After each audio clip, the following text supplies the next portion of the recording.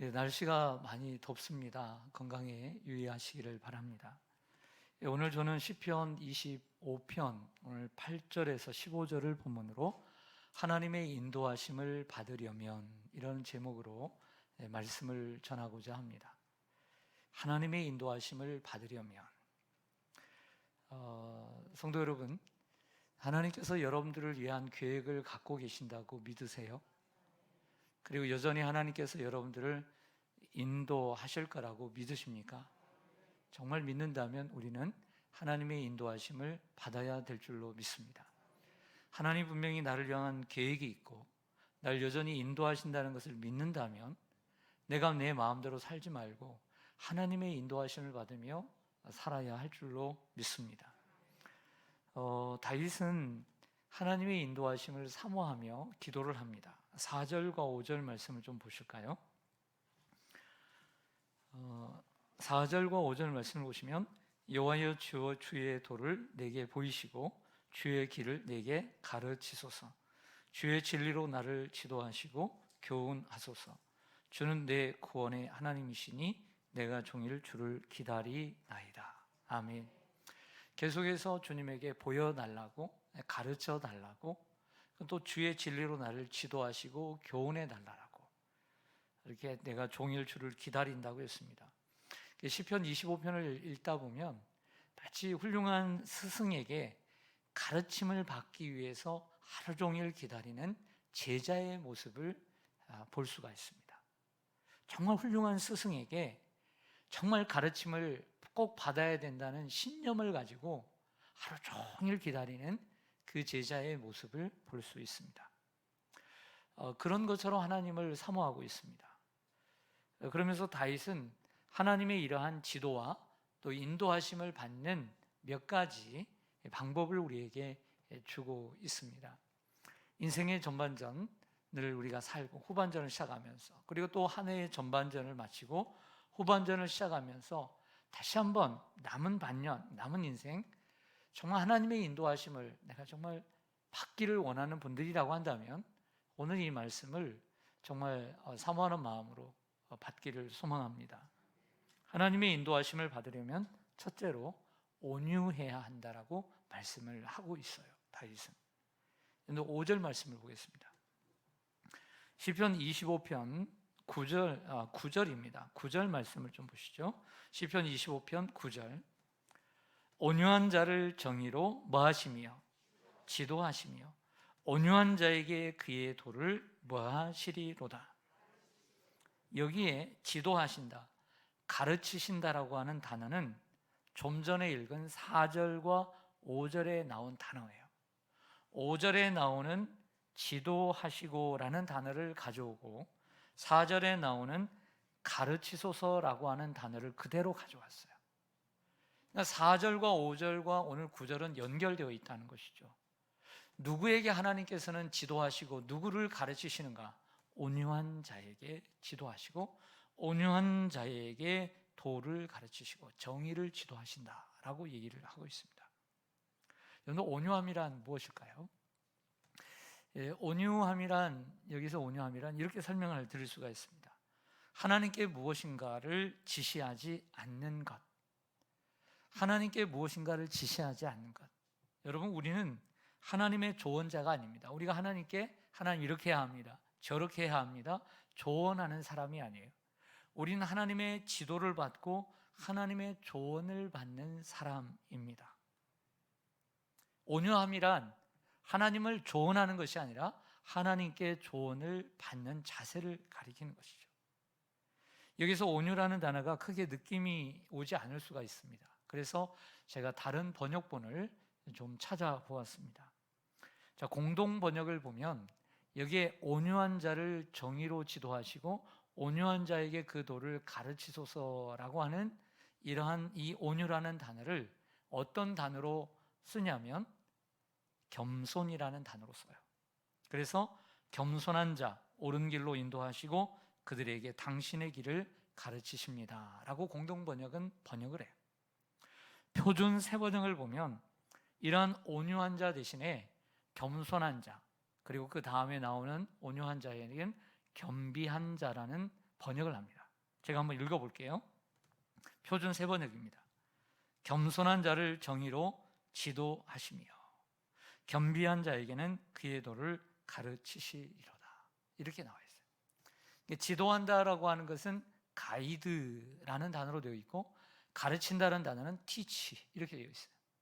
여러분, 우리가 모르는 곳에 여행을 가면 가이드의 인도를 받으면 안전하고 또 편안하고 좋은 구경을 할 수 있습니다.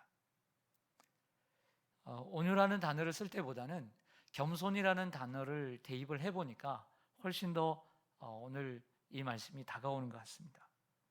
하나님은 겸손한 자에게 은혜를 베푸시고 겸손한 자의 길을 인도해 가시고 하나님의 뜻을 보여주십니다. 예를 들어 제가 어제 목사님들하고 이게 모임이 있어서 부산에 갔었는데, 어떤 목사님이 자꾸 주위에 있는 사람들을 자랑을 많이 하더라고요. 자랑을 많이 하는데 결국에도 좋은 자랑이에요. 아주 훌륭한 사람들 얘기들을 쭉 자기 주위에 있는 사람들 얘기하면서, 근데 결론은 뭐냐면 그분들이 하나님을 의지하는 사람들이다. 그 서울대를 수석으로 입학한 친구가 있습니다. 그런데 그 친구가 이렇게 얘기합니다. 목사님, 내가 이 서울대를 수석으로 내가 입학한 것 제 능력이 아닌 거 잘 알고 있습니다. 하나님의 은혜입니다. 여러분, 만약에 여러분들이 학교나 직장에서 남들보다 뛰어나고 훌륭한 부분들이 있을 것입니다. 그러나 그러한 부분들이 여러분들의 지식과 지혜로 이루어졌다고 생각하고 살아간다면 하나님은 더 이상 그 사람을 지도하거나 인도하지 않을 것입니다. 모든 것을 하나님의 은혜로 생각하고 겸손할 때 하나님은 그 사람을 인도하시고 지도하실 것입니다. 여러분, 우리가 사울이 처음에는 참 겸손했습니다. 사울왕이. 그런데 하나님이 주시는 은혜의 자리를 가지고 살아갈 때 하나님보다는 사람에게 의지하고 하나님께 잘 보이기보다는 사람에게 잘 보이는 삶을 살기 시작하니까 마음에 겸손이 없어졌어요. 그래서 겸손할 때는 하나님이 그 사울을 지도하시고 인도하셨는데, 교만하니까 그 사울을 지도하지 않으시고 인도하지 않으십니다. 하나님은 누구에게 인도하시는가? 누구를 인도하실까요? 그것은 겸손한 자를 인도하실 줄로 믿습니다. 우리가 진정으로 주님 앞에, 하나님 앞에 겸손하기를 원합니다. 겸손이 사라지는 순간 모든 생명이 사라지는 겁니다. 둘째로, 하나님의 인도하심을 받으려면 하나님의 영광을 생각하는 자들이 되어야 된다라고 다윗은 얘기해요. 하나님의 영광을 생각하는 자들이 되어야 된다. 그런데 11절을 보겠습니다. 시편 25편 11절에 보면 여호와여, 나의 죄악이 크오니 주의 이름으로 말미암아 사하소서. 뭐라고 기도하냐면, 하나님, 나의 죄악이 참 큽니다. 너무 큰데 하나님, 나를 용서해 주세요 라고 기도를 합니다. 자, 이 본문은, 이 구절은 해석이 좀 필요해요. 좀 생각이 필요합니다. 다윗은 자신의 죄악이 크다고 인정을 먼저 합니다. 하나님, 나의 죄악이 크오니. 그럼 여러분, 우리의 죄악이 크면 우리 스스로 문제를 해결할 수 없는 거죠. 그래서 내 죄악이 크니까 그 죄악은 누구만이 해결할 수 있습니까? 하나님만이 해결할 수 있고 용서해 주실 수 있습니다. 그러므로 하나님께 용서를 구하고 있는 거예요. 하나님이여, 내 죄악이 크오니 하나님, 나를 용서해 주십시오. 하나님만이 용서하실 수 있습니다. 그러나 자신의 명예 회복을 위해서가 아니라 주의 이름, 곧 주님의 영광을 위해서 죄 용서를 구하고 있는 것이 오늘 본문의 내용입니다. 그러나 우리가 한글 번역만 보면 이런 의미까지 해석을 못해요. 표준 세번역을 제가 읽어드리겠습니다. 주님, 주의 이름을 생각하셔서라도 내가 저지른 큰 죄악을 용서하여 주십시오. 여러분, 다윗은 하나님의 영광을 구하는 자로 계속 살아가요. 이런 기도를 그 유명한 시편 23편 여호와는 나의 목자시니의 3절에 나옵니다. 내 영혼을 소생시키시고 자기 이름, 즉 하나님의 이름을 위하여 의의 길로 뭐 하시는도다? 인도하시는도다. 우리가 하나님의 인도하심을 받으려면 나의 명예, 나의 인생을 위해서가 아니라 하나님의 이름, 하나님의 명예, 하나님의 영광을 위해서 사는 자가 될 때 하나님이 우리를 인도해 가시는 거예요. 예를 들어 어떤 성도가, 어떤 목사가 처음에는 하나님의 영광을 위해서 살았어요. 은혜를 받고 하나님의 영광을 위해서 살겠다고 뜨거운 마음을 가지고 하나님 앞에 헌신을 했습니다. 그랬더니 하나님께서 그 성도를 이쁘게 보시고 인도하시고 지도하시고 은혜를 주시고 복을 주시고 목회의 지경을 넓혀주시고 삶의 지경, 사역의 지경을 넓혀주셨다고 하십시다. 그런데 시간이 가면서 이 성도가, 이 목사가 하나님의 영광보다는 자기를 위해 살고자 하는 욕심이 생겼어요. 하나님의 영광을 구하고자 하는 마음은 점점 사라져 70%, 50%, 30%. 그리고 자기의 영광을 구하는 것은 70%, 90%, 거의 100%에 이르게 되었다면, 이런 성도가 있다면 하나님께서 그 성도를 이전처럼 계속해서 지도하시고 인도하시겠느냐? 라고 하는 질문을 던져볼 수 있다는 것이죠. 그 성도는 지금도 그전처럼 하나님께서 나를 여전히 인도하실 거야 라고 확신을 하고 있을지 모르지만 하나님의 생각은 정 다를 수가 있습니다.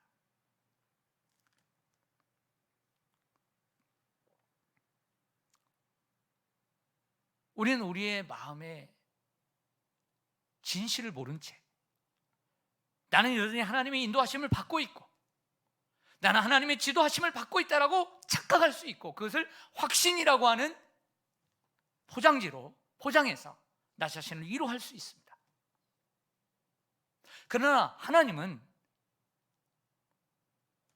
그 사람을 버린 지 오래되었고 그 사람은 종교적인 그릇, 종교적인 폼을 가지고만 살아갈 뿐이지 하나님의 지도하심과 인도하심이 전혀 없이 자신의 경험과 자신의 지식과 자신의 노력으로 삶을 살고 있다라고 할 수 있는 것입니다. 사도 바울은 고린도 교회 성도들에게 뭐라고 얘기합니까? 무엇을 먹든지 무엇을 마시든지 하나님의 영광을 위하여 하라. 저 자신에게 묻습니다. 너는 하나님의 영광을 구하는가? 저도 여러분들에게 도전하고 싶습니다. 사랑하는 시온산교회 성도들이요, 정말 하나님의 영광을 구하며 살아갑니까?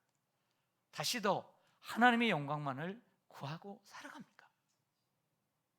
하나님의 영광을 구했던 맥시멈이 내 인생에 있었다면 나의 현재의 맥시멈은, 하나님의 영광의 맥시멈은 동일한가? 아니면 시간이 가면서 절반 이하로 떨어지진 않았는지 우리는 우리 자신을 점검해 가야 합니다. 하나님의 영광을 위해서 살아간 자는 영원히 하나님이 그를 지도하시고 인도하실 것입니다. 하지만 마음이 변질되어서 하나님의 영광이라는 포장은 하고 있으나 자신의 이름을 위하여, 자신의 명예를 위하여, 자신의 인생을 위해서 살아가는 사람은 하나님의 인도하심이 끝났는지 모릅니다. 사도 바울은 평생 하나님의 인도하심을 받으려고 무척 노력했던 사람으로 보입니다. 그 길이 감옥에 갇히는 일이었고 고난을 받는 길이었지만 하나님의 인도하심을 받았습니다. 그 이유는 바울이 하나님의 영광과 복음을 위해서 살았기 때문입니다. 자, 오늘 본문으로 다시 돌아가서 우리가 하나님의 인도하심을 받으려면 하나님을 경외하는 자가 되어야 된다라고 말씀을 합니다. 자, 12절을 보겠습니다. 시편 25편 12절 같이 한번 읽겠습니다. 시작. 여호와를 경외하는 자 누구냐? 그가 택할 길을 그에게 가르치시리로다. 아멘. 14절로 가겠습니다. 14절 시작. 여호와의 친밀하심이 그를 경외하는 자들에게 있으며 그의 언약을 그들에게 보이시리로다. 아멘. 앞에 있는 보인다라고 하는 단어, 보이신다는 단어, 가르친다는 단어, 그리고 지도한다는 단어가 계속해서 사용하고 계속 동일하게 이끌어가고 있다는 걸 보게 돼요. 그러나 거기에 따라서는 좀 더 다르죠. 오늘 세 번째는 여호와를 경외하는 자를 인도해 주신다라고 얘기를 합니다. 하나님은 자신을 경외하는 자에게 길을 가르쳐 주십니다. 그리고 그를 경외하는 자들에게 친밀하시다고 말씀합니다. 여러분들 창세기 18장을 가보면 하나님이 아브라함을 찾아오십니다. 아브라함이 하나님을 딱 알아보죠. 참 비범한 사람들인 것을 알고 맛있게 요리를 해서 대접을 합니다. 그 둘은 천사들이었고 그리고 한 분은 하나님이셨어요. 하나님이 아브라함과 대화를 나누다가 이 아브라함에게 숨길 게 뭐가 있나 하고 소돔에 있는 롯을 위해서, 그 조카 롯을 위해서 이 소돔이 곧 멸망할 것을 말씀하십니다. 왜 말씀하실까요? 친밀하기 때문에 아브라함에게 얘기했던 거예요. 아브라함에게 숨길 게 뭐가 있냐? 친밀하기 때문에 가르쳐 준 거예요. 친밀하기 때문에 보여준 거죠. 여러분들에게도 이러한 은혜가 있기를 원합니다. 자, 여러분에게 어떤 비밀이 있다고 한번 가정합시다. 그럼 여기에 지금 100명이 모였습니다. 예를 들어서. 그러면 다 얘기합니까? 누구한테 얘기해요? 권사님. 친밀한 사람에게만 얘기하는 거예요. 여러분들, 여기 여러분들의 비밀이 아니고 남에게 들은 비밀이 있어. 그것도 정말 비밀인데 그래도 꼭 한 사람에게만 얘기를 해주고 싶어. 그러면 누구에게 얘기할까요? 친밀한 사람에게 얘기하는 거예요. 하나님은 친밀한 자에게 말씀하시고 이 친밀한 자를 하나님을 경외하는 자라고 얘기를 합니다. 그렇다면 여호와를 경외한다는 말은 무슨 뜻일까요? 그 말은 공경하고 또 두려워한다라고 하는 사전적인 의미를 가지고 있지만 의미적으로는 여호와를 높이고 순종하는 자임을 볼 수 있습니다. 하나님은 하나님에게 어떤 호기심을 가진 자에게 가까이 하신 것이 아니라 순종하는 자를 기뻐하십니다. 그러니까 하나님을 경외한다는 것은 하나님께 순종하기로 마음을 먹은 사람들을 가리키는 것이죠. 여러분 성경을 접어두시고 신약성경 한 군데만 찾아보겠습니다. 히브리서 5장입니다. 히브리서 5장 7절에서 10절, 신약성경 357쪽입니다. 위에 페이지 357쪽입니다.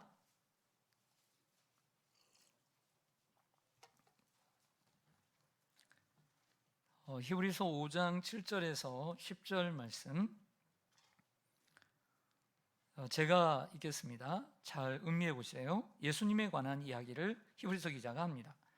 그는 육체에 계실 때에 자기를 죽음에서 능히 구원하실 이에게 심한 통곡과 눈물로 간구와 소원을 올렸고 그의 무엇하심으로 경건하심으로 말미암아 들으심을 얻었느니라.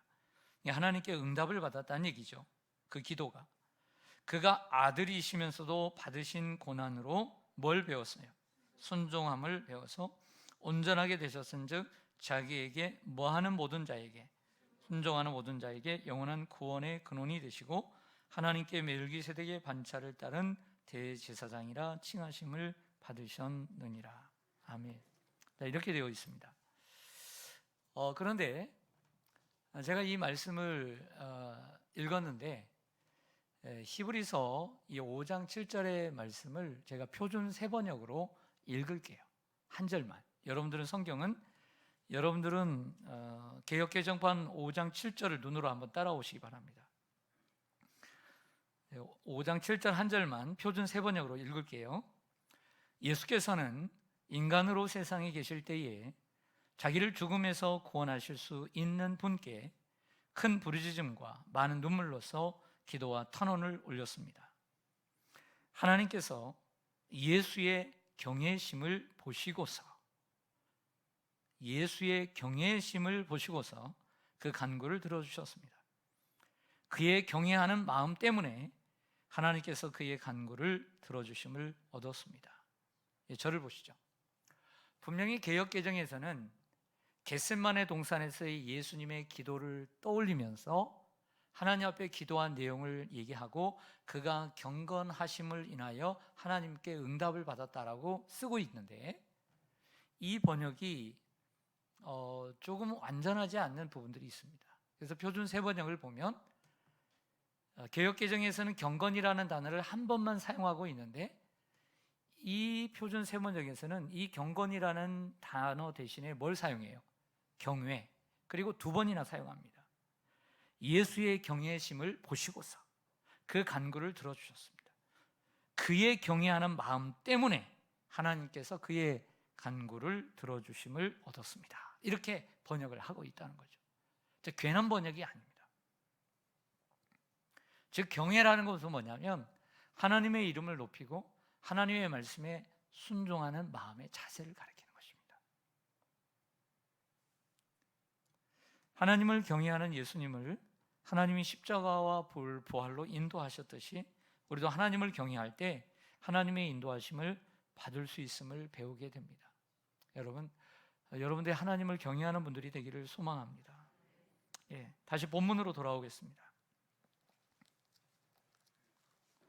시편 25편 15절 말씀, 하나님의 인도하심을 받으려면 어떻게 해야 되는지 시편 25편 15절 같이 읽습니다. 시작. 내 눈이 항상 여호와를 바라보면 내 발을 그물에서 벗어나게 하실 것임이로다. 아멘. 우리가 하나님의 인도하심을 받으려면 하나님의 인도하심에 민감해야 돼요. 하나님을 항상 바라봐야 합니다. 사실 여러분 성경 오늘 25장 1절에 보면 1절에서 시작을 하면서부터 이 시인은 하나님을 우러러 보았어요. 우러러 보았습니다. 그런데 15절의 강조점은 어디에 있냐면 항상에 있어요. 항상. 내 눈이 항상 여호와를 바라보면. 시인은 항상 주님을 바라보고 주의 인도하심을 바라고 있습니다. 그래야 내 발을 그물에서 벗어나게 하신다. 즉 사단이 놓은 올무에 우리가 넘어지다. 여러분들 목자가 이 양을 인도하는데 양이 그 목자의 인도를 받지 못하면 어떤 일이 일어날까요? 낭떠러지에 떨어지기도 하고 사자와 곰에 그리고 늑대의 밥이 될 수 있겠죠. 마찬가지로 우리가 하나님의 인도하심을 받지 못한다면 결국에는 마귀의 밥이 될 가능성이 큽니다. 혹은 우리가 실족할 수 있는 것이죠. 요한복음 10장을 보면 예수님께서 자기 자신을 가리켜 선한 목자라고 계시를 하시면서 이런 말씀을 합니다. 이 말씀 참 좋아하는데, 목자는 양의 이름을 각각 불러냅니다. 그리고 그 양은 반대로 목자의 음성을 듣는다 라고 했습니다. 하나님께서는 우리 이름을 각각 부르시죠. 그래서 인도에 가십니다. 각자 불러 인도해 주시죠. 그러면 우리를 불렀으면 우리가 민감하게 나를 불렀구나, 지금 가야 되는 시간이구나 하는 것을 알고 그 음성에 귀를 기울여야 되는 거예요.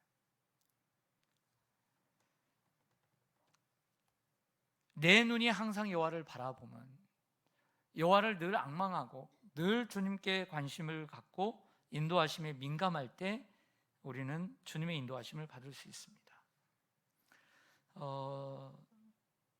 목자는 양의 이름을 부르고 또 양은 목자의 음성을 듣는다. 그러면 마지막으로 주님의 음성을 어떻게 들을까요?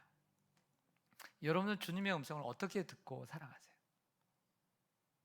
오늘 말씀에서 가르쳐 줬습니다. 뭐라고 얘기하냐면 5절에 주의 진리로 나를 지도하시고 라고 했습니다. 먼저는 때마다 주시는 진리의 말씀, 이 말씀을 통해서 우리는 주님의 인도하심을 받을 수 있는 줄로 믿습니다. 그래서 이 예배 시간에 듣는 설교 말씀을 들음으로써 주님의 인도하심을 받는 거예요. 그리고 여러분들이 큐티를 하고 여러분들이 성경을 읽어가면서 그 성경 속에서 주시는 주님의 음성을 여러분들이 들을 수 있는 거예요. 두 번째로는 주님의 음성을 어떻게 듣느냐? 기도할 때 주님의 음성을 들어요. 기도할 때. 그러므로 기도를 할 때 무작정 내 기도만 하려고 하면 안 돼요. 하면 안 돼요. 기도는 분명히 주님과의 대화라고 했는데 주님의 대화는 듣지 않고 내 말만 계속하면 대화가 아니잖아요. 주님의 음성을 들으려고 노력을 해야 돼요. 내 기도를 하면서 자꾸 들어요. 그렇게 가장 좋은 시간은 사실은 금요 기도의 시간보다는 새벽 기도 시간이 훨씬 더 메리트가 있어요. 어떤 면에서 그러냐면 대화라는 측면에서 훨씬 메리트가 있다. 금요 기도에는 기도의 제목을 놓고 왕왕왕왕왕왕왕왕 열심히 반주 소리에 마이크 소리에 사람들의 기도 소리에 정신이 없어서 내가 구하지만 그런 기도도 필요해요. 이런 기도도 정말 필요해요. 하지만 주님의 음성에 귀를 기울이는 시간은 좀 더 조용하게 그리고 좀 더 많은 시간 하나님 앞에 드리면서 드리고 그리고 기다리는 시간들을 통해서 주님의 인도와 지도를 받아야 되는 거예요. 그 새벽 기도에는 개인적으로는 새벽 기도가 그런 가르침을 받는 시간이에요. 우리 성도들을 어떻게 인도할까? 우리 성도님들에게 어떻게 섬길까? 이런 시간들을 기도하는 거죠. 그리고 주님의 음성을 듣는 건 마지막으로 우리가 믿는 자들이라면 믿는 자들의 마음 속에는 성령이 계십니다. 요한복음 14장, 15장, 16장의 마지막 예수님이 십자가 지시기 전에 감람산 광야에서 말씀하시는 핵심은 성령이었습니다.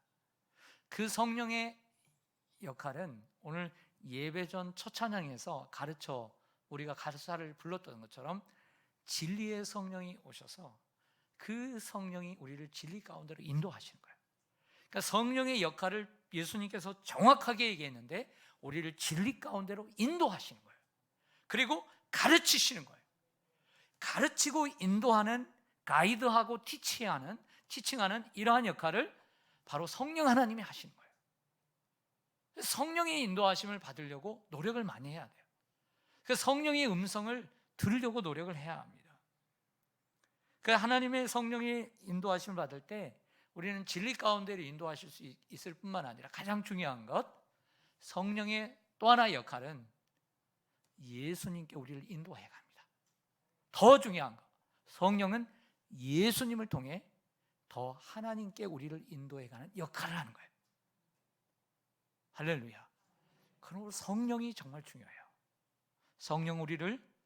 성령은 예수님께 인도해요. 악령이 우리를 예수님께 인도하지는 않겠죠. 성령이 항상 우리를 예수님께 인도해요. 그리고 그 성령은 항상 하나님께 우리를 인도해 가는 거예요. 이게 성령의 역할이에요. 사랑하는 성도 여러분, 인생의 후반전을 시작하고 또 새로운 한 해의 후반기를 시작하면서 오늘 전하는 말씀은 하나님의 인도하심을 어떻게 받을까? 우리가 하나님 앞에 겸손하기를 원합니다. 겸손해야 돼요. 그리고 언제나 하나님의 영광 깎지 말고, 더하면 더했지 깎지 말고 하나님의 영광을 위해 살아갑시다. 하나님이 그 사람을 기억하시고 인도하여 주실 줄로 믿습니다. 그리고 하나님을 늘 경외하며 순종하는 우리가 되기를 원하고요. 그리고 하나님의 인도하심에, 성령의 인도하심에 민감하기를 간절히 소망합니다. 기도하겠습니다.